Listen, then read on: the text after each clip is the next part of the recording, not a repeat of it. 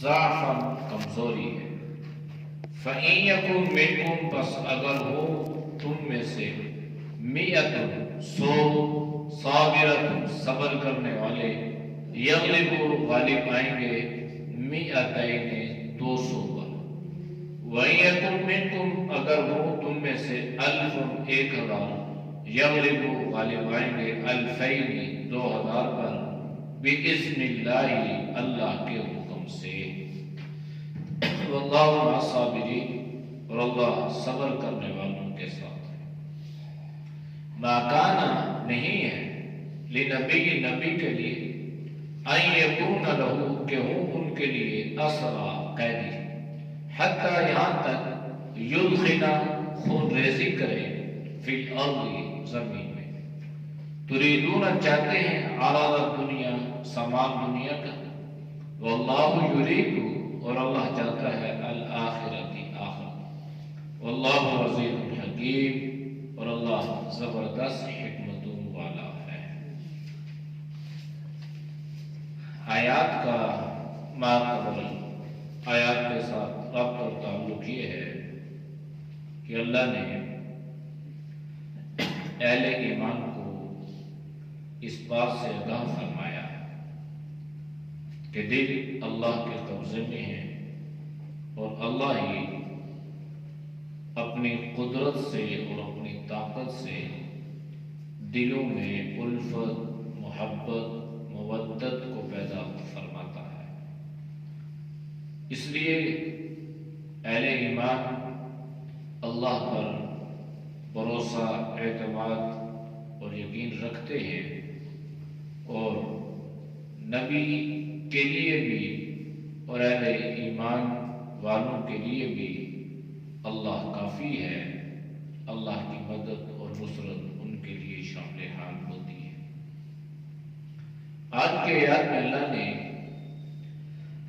نبی صلی اللہ علیہ وسلم کو ایک حکم دیا ہے، یا ایھا النبی، اے نبی۔ نبی جو ہے نا، نبی ایک ہے لفظ رسول اور ایک ہے نبی۔ یہ جو نبی ہے نا، نبی یہ نبا سے بنا ہے، اس کا معنی ہے خبر دینے والا، اور رسول جو ہے یہ رسول قاصد، پیغام، خبر کس کی دیتا ہے؟ اللہ کی، آنے والے حالات کی، قیامت کی، دوزخ کی، جنت کی، جہنم کی، یہ خبر دینے والا۔ اور رسول اللہ کا پیغام، اللہ کا قاصد، وحی جو آپ صلی اللہ علیہ وسلم پہ اترتی ہے اس کو پہنچانے والا۔ تو نبی، اے نبی، حرص المؤمنین، حرص کہتے ہیں کسی چیز پر کسی کو ابھارنا۔ ایک ہوتا ہے کسی کو کسی چیز کے بارے میں آگاہ کرنا کہ بھائی یہ کام کرو، نہ کرو، اس کا یہ فائدہ ہے، اس کا یہ نقصان۔ ایک ہوتا ہے کسی چیز کو اس انداز سے کسی آدمی کو اس پر ابھار دینا کہ کرنے والا وہ کرنے پر مجبور ہو جائے، اس کو کہتے ہیں ابھارنا، برانگیختہ کرنا۔ تو اللہ نے آپ صلی اللہ علیہ وسلم کو یہ حکم نہیں دیا کہ آپ اہل ایمان کو جہاد کی، قتال کی ترغیب دیں، آپ تاکید کریں، آپ انہیں حکم دیں، بلکہ فرمایا کہ آپ اس قدر جہاد کے احکامات سنا کر ان کو جہاد کرنے پر مجبور کر دیں، ان کو برانگیختہ کر دیں، ان کو جہاد پہ، قتال پہ ابھاریں، یعنی اتنی آپ ان کو ترغیب دیں، اتنا آپ ان کو جہاد کے احکامات اور فضائل کے بارے میں بتائیں کہ وہ جہاد کرنے والے بن جائیں، وہ قتال کرنے والے بن جائیں۔ یہاں پہ اللہ نے لفظ قتال کا ذکر فرمایا، قرآن میں اللہ نے جہاد کا ذکر بھی فرمایا۔ تو قتال اور جہاد میں فرق ہے۔ قتال تو کہتے ہیں کہ صرف اللہ کے راستے میں کافروں سے ٹکرا جانا، یہ قتال ہے۔ اور جہاد کی قسمیں ہیں، جہاد کئی زبان پہ بھی ہے، زبان سے بھی ہے، جہاد مال سے بھی ہے، جہاد اپنے نفس سے مجاہدہ کرنا بھی ہے، جہاد دین کی خدمت۔ تو یہ لفظ جہاد جو ہے یہ لفظ جوہد سے بنا ہے، جس کا معنی ہے کوشش کرنا۔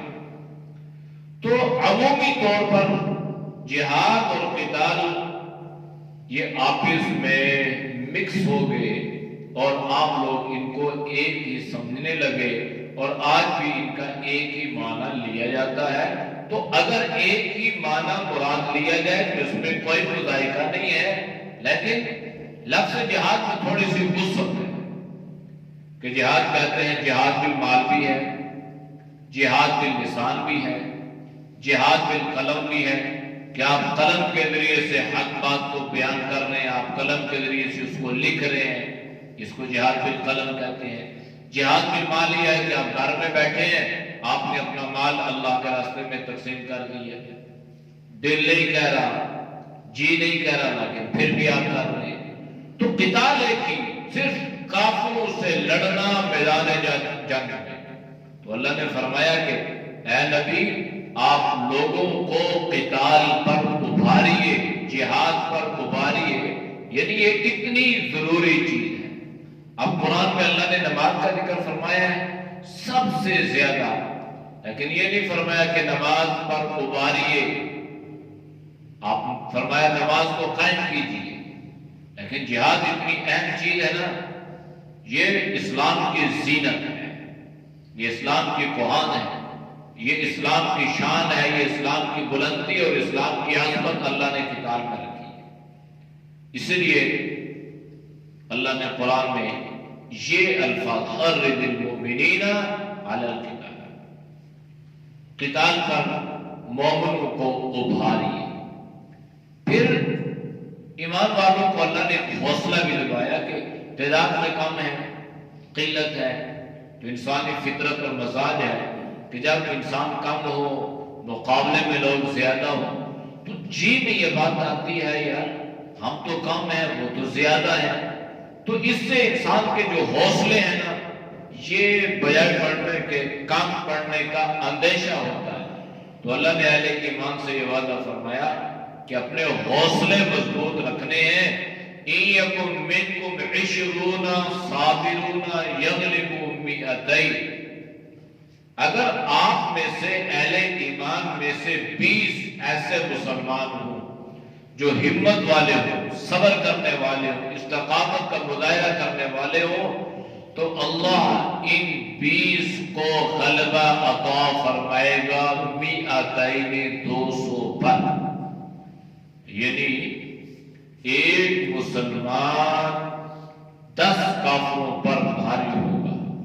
تو علماء نے لکھا ہے کہ اس سے مراد یہ ہے کہ اگر 200 کافر ہو اور اس کے مقابلے میں صرف 20 مسلمان ہو تو اب ان 20 مسلمانوں کے لیے راہ فرار اختیار کرنا جائز اور درست نہیں ہے، اس لیے کہ یہ 20 ان سے ٹکرا جائیں، یہ دونوں حالتوں میں اللہ انہیں کامیابی عطا فرمائے گا۔ مر جاتے ہیں تو اللہ شہادت، بچ جاتے ہیں تو اللہ ان کو غازی۔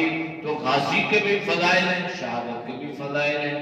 تو اس لیے اللہ نے فرمایا کہ 20 مسلمان، ایک وقت ایسا تھا کہ ایمان کا لیول اتنا مضبوط تھا کہ ایک مسلمان جو ہے یہ 10 کافروں پر بھاری تھا۔ پھر وقت کے ساتھ ساتھ تھوڑی کمزوری ہے۔ وَإِن يَكُن مِّنكُم 100، اگر تم میں سے 100 مسلمان ہو، صبر کرنے والا، ہمت والا، استقامت کا مظاہرہ کرنے والا، تو اللہ اسے غلبہ عطا فرمائے گا۔ يَغْلِبُ أَلْفًا مِّنَ الَّذِينَ كَفَرُوا، 1000 کافروں پر اللہ 100 مسلمانوں کو غلبہ عطا فرماتا ہے۔ یہ اللہ کی قدرت اور یہ اللہ کی طاقت اور یہ اللہ کی ایمان والوں کے ساتھ مدد اور یہ اللہ کی ایمان والوں کے ساتھ نصرت اور تائید کہ کہاں 100 مسلمان اور کہاں 1000 کافر، تو اللہ فرما رہا ہے کہ 1,100 مسلمان جہاں پر ہو نا، وہ یہ نہ دیکھے کہ وہ تو مقابلے میں 1,000 ہے، یہ ٹکرا جائے گا، اس 100 کے ساتھ اللہ کی مدد اور اللہ کی نصرت شامل حال ہوگی۔ بِأَنَّهُمْ قَوْمٌ لَا يَفْقَهُونَ، یہ جو کافر ہے نا، یہ ایسی قوم ہے ان کو یہ بات سمجھ میں نہیں آئے گی، یہ فلسفہ ان کو سمجھ میں نہیں آئے گا۔ دنیا کے فلسفے تو بڑی بڑی گتھیاں انہوں نے سلجھا لی، لیکن یہ فلسفہ ان کے سمجھ میں نہیں آتا کہ ہمیں پیدا کس نے کیا، کیوں کیا، کیسے کیا، ہم کیسے پیدا ہو گئے، اور یہ ساری کائنات کیسے بن گئی، اور اس ساری کائنات کا لگام چلانے والا کون ہے۔ بِأَنَّهُمْ قَوْمٌ لَا يَفْقَهُونَ، ویسے لوگوں نے سمجھتے ہی نہیں۔ جس وقت ان کافروں کو یہ بات سمجھ میں آ جائے گی، اس وقت انہیں یہ بات بھی سمجھ آ جائے گی کہ جو مسلمان اللہ کا بن جاتا ہے، اللہ اس کا بن جاتا ہے، پھر وہ جو اپنی آنکھ سے دیکھتا ہے وہ اللہ کی آنکھ سے دیکھ رہا ہے، پھر اس کے ہاتھ، اس کا بازو، اس کی طاقت یہ اللہ کے قبضے میں ہوتی ہے، پھر اللہ اس کا ہاتھ بنتا ہے، پھر اللہ اس کا پاؤں بنتا ہے، پھر اللہ اس کی زبان بنتا ہے۔ اللہ کے نبی صلی اللہ علیہ وسلم نے فرمایا یعنی اللہ کی مدد اور اللہ کی نصرت اس کے ساتھ شامل حال ہوتی ہے۔ پھر تھوڑی اللہ نے اس میں ڈھیل دے دی، تخفیف اللہ نے فرما دی۔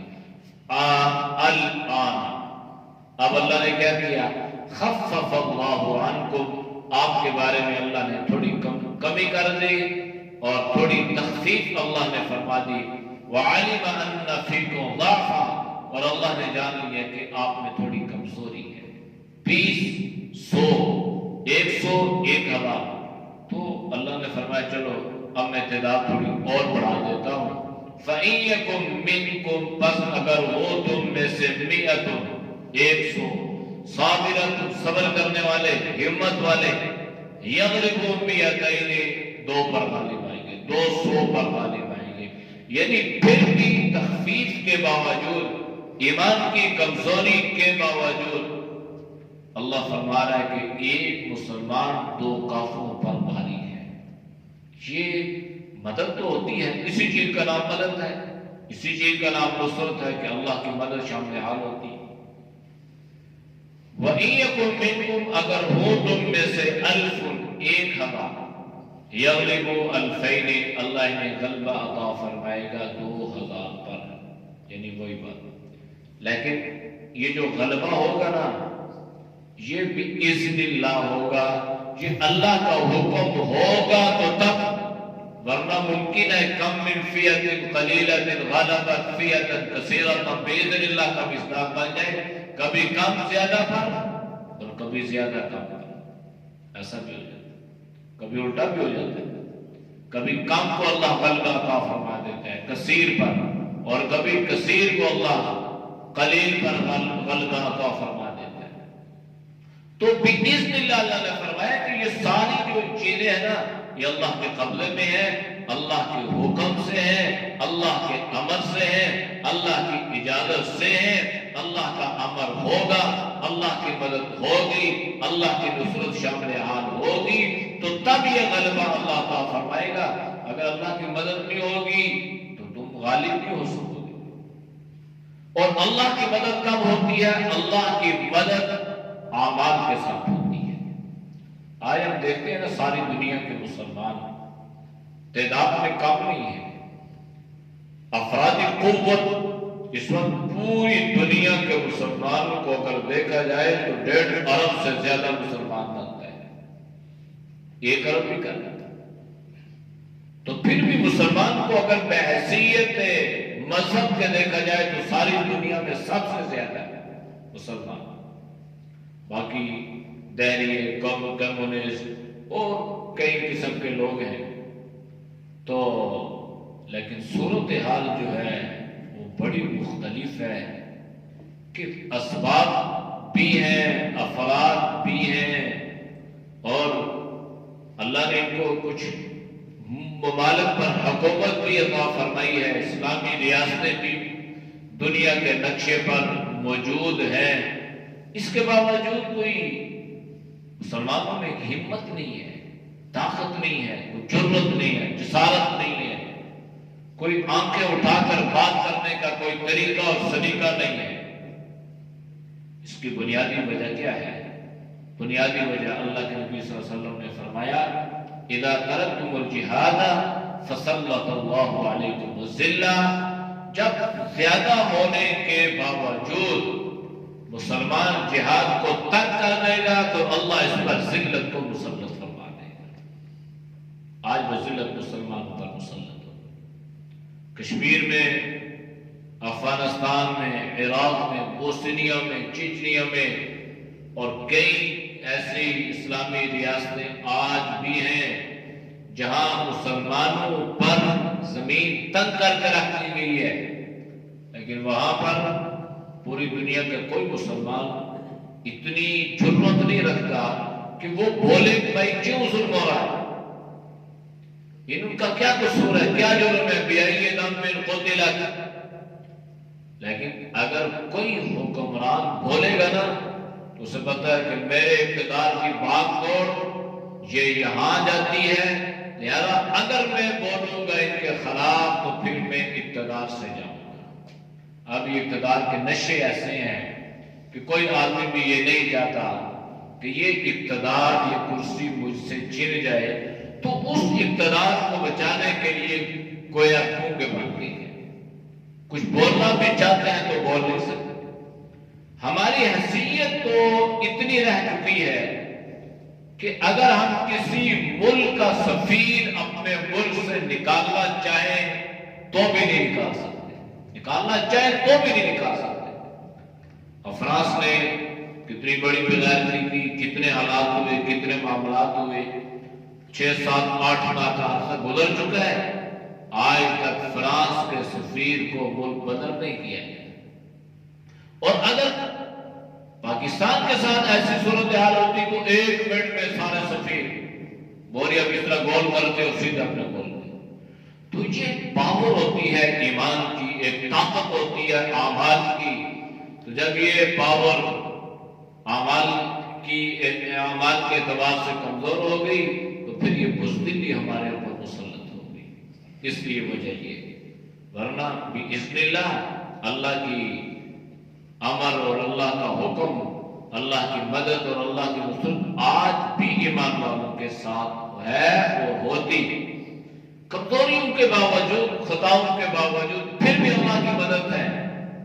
تو جب اعمال ہوں گے، رجوع اللہ ہوگا، جذبہ جہاد، شوق شہادت، تو پھر اللہ کی مدد کو دیکھیے۔ اللہ مع الصابرین، اللہ صبر کرنے والوں کے ساتھ ہے۔ ما کان لنبی، نہیں ہے مناسب کسی نبی کے لیے، ان یکون لہ اسرا، کہ اس کے لیے کوئی قیدی یعنی جنگی قیدی ان کے پاس آ جائے، حتی یدخل فی الارض، یہاں تک کہ خون ریزی کرے زمین میں۔ اب یہ جو آیت ہے نا، آپ جانتے ہیں کہ غزوہ بدر میں 2 چیزیں بڑی اہمیت کی حامل تھی۔ ایک مال غنیمت، اس کا ذکر ہو چکا، دوسرا جو تھا نا، اس میں بدر میں 70 کافر مارے گئے، 70 کافر گرفتار کر دیے گئے۔ آگے جو کافروں کا گرفتاری تھی نا، ان کے معاملے میں اللہ نے آپ صلی اللہ علیہ وسلم کو اختیار دیا کہ آپ کو اختیار دیتے ہیں، آپ صحابہ سے مشورہ کریں۔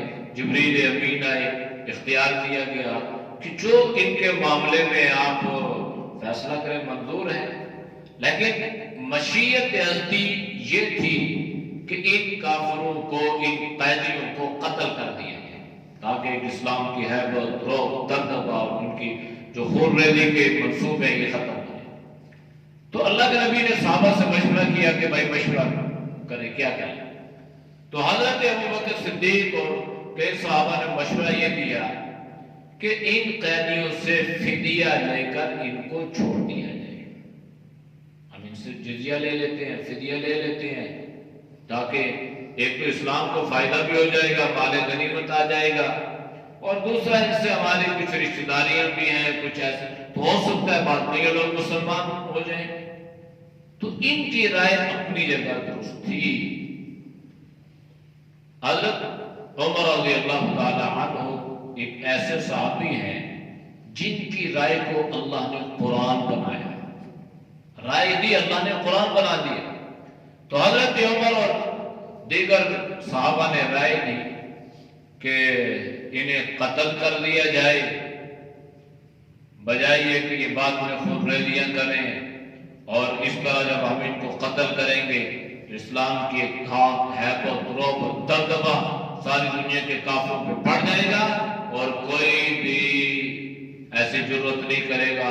ہاں ایک اختیار یہ بھی دیا، اگر آپ ان سے بدلہ لیں گے نا مال کی صورت میں فدیہ لیں گے، تو پھر جب آپ کا ان کے ساتھ ٹاکرا ہوگا تو آپ کے 70 آدمی آپ کے بھی شہید ہو جائیں گے، یہ اللہ نے فرمایا۔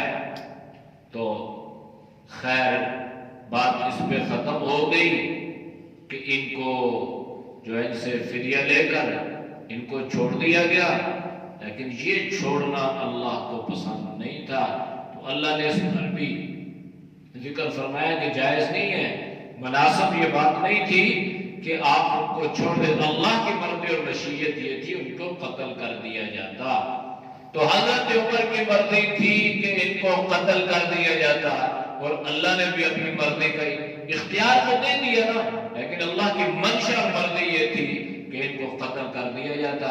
تو حضرت عمر کی رائے، حضرت عمر کی مرضی کو اللہ نے قرآن بنایا، اور یہ ایک جگہ پہ نہیں، 20 واقعات ایسے ہیں جو حضرت عمر رضی اللہ تعالی عنہ کی عدالت اور آپ کی عظمت کا جو ہے کھلا کھلا ایک اعتراف اور یہ دلیل ہے کہ حضرت عمر جو رائے دے رہے ہیں اللہ قرآن بنا کر اس کو پیش فرما رہا ہے۔ تريدون عرض دنیا، یہ اس لیے کہہ رہے ہیں کہ جو مال آ جائے گا، اللہ نے اس کو بھی پسند نہیں کیا، اس لیے کہ مال اسباب کیا ہیں، سارے فانی ہیں۔ واللہ یرید الآخرہ، اللہ تمہارے بارے میں آخرت کی زندگی کو پسند کر رہا ہے، اور تمہیں بھی چاہیے کہ تم دنیا کو نہ دیکھتے آخرت کو دیکھتے۔ واللہ عزیز الحکیم، اللہ زبردست حکمتوں والا ہے۔ اعوذ باللہ من الشیطان الرجیم، بسم اللہ الرحمن الرحیم، یا ایہا النبی حرض المؤمنین على القتال إن يكن منكم 20 صابرون يغلبوا 200 وإن يكن منكم 100 يغلبوا 1000 من الذين كفروا بأنهم قوم لا يفقهون الآن خفف الله عنكم وعلم أن فيكم ضعفا فإن يكن منكم 100 صابرة يغلبوا 200 وإن يكن منكم 1000 يغلبوا 2000 بإذن الله والله مع الصابرين ما كان لنبي أن يكون له أسرى حتى يثخن في الأرض تريدون عرض الدنيا والله يريد الآخرة والله عزيز حكيم۔ الحمد لله رب العالمين والعاقبة للمتقين والصلاة والسلام على خير خلقه محمد وعلى آله وصحبه أجمعين۔ یا اللہ ہم سب کے صغائر گناہوں کو معاف فرما، گناہوں سے حفاظت فرما، نیک اعمال کی توفیق نصیب فرما۔ اے اللہ برے اعمال سے، برے خیالات سے، برے راستوں سے، بری صحبت سے اللہ تو ہم سب کی حفاظت فرما۔ اے اللہ جذبہ جہاد شوق شہادت عطا فرما، اور یا اللہ دین کے ساتھ بلندی کے لیے ہر قسم کا جہاد کرنے کی توفیق نصیب فرما۔ یا اللہ جتنے دوست بزرگ تیری رضا کے لیے درس قرآن سنتے ہیں، اللہ ان کے سننے کو قبول فرما۔ یا اللہ ہم سب کی جان مال ایمان میں اللہ خوب برکت عطا فرما۔ صلی اللہ تعالی علی نبی امی وعلی آلہ وصحبہ اجمعین برحمتک یا ارحم الراحمین۔